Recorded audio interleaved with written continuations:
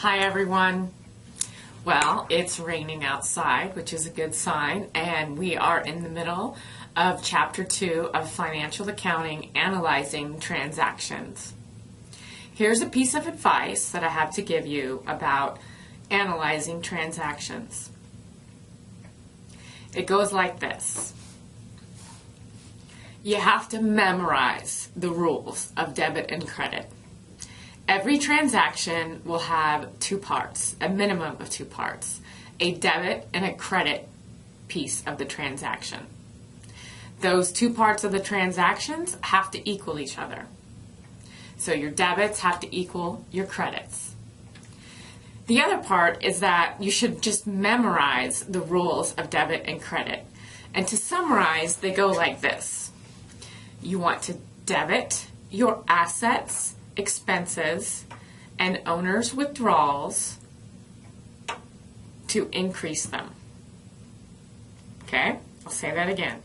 You want to debit your assets, expenses, and owner's withdrawals to increase these accounts. So an increase in cash would be a debit to cash. An increase in an expense would be a debit to the expense account.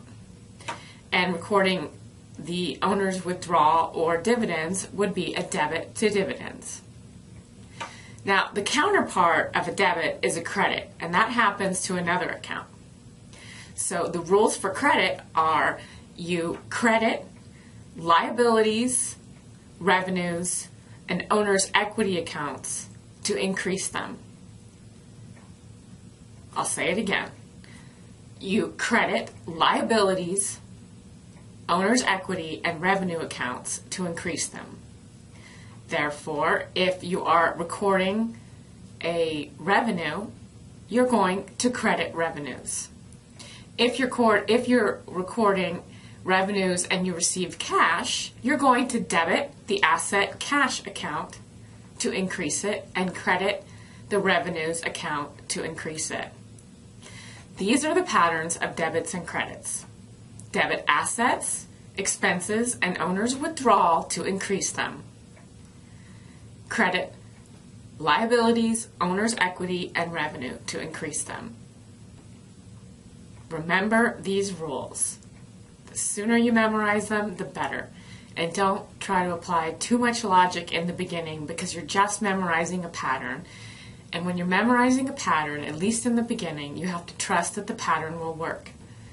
And the design won't be revealed to you until the end. And that's the way financial accounting works. The design will be revealed to you in the end product, which will later be a financial statement. I want you to have a great day. There's no more sunshine, so there's no reason you need to go out and play today. So stay home and learn all about the world of debits and credits. By the way, debits and credits, as we know them, were created by I believe, 14th century monk by the name of Luca Pacioli, who really doesn't want to be credited with inventing accounting because he was a very famous mathematician.